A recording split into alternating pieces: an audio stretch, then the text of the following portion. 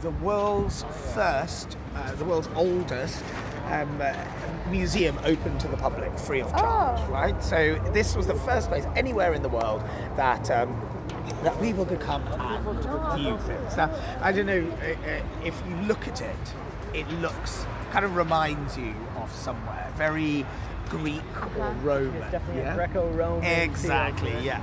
And that was deliberate, of course. It was harking back to a time, a Roman time, a Greek time, which at that time they looked on as the height of civilization. Okay. It was as we often do in our society. Foundation of the Western world. Exactly.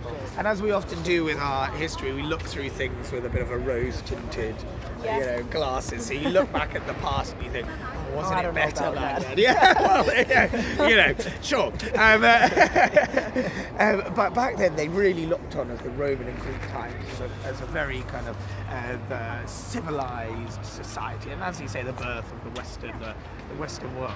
So it was built to look like that. Now I'll tell you a bit about the history of the British Museum when we pop in. But I just like standing here and taking it in. Now, it's important to remember the British Museum has millions of artefacts.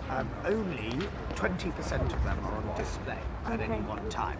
And we're going to see just a small part, about 20%, of course, because we're whizzing around. I mean, you could do the British Museum in a day, a week, like the National Gallery.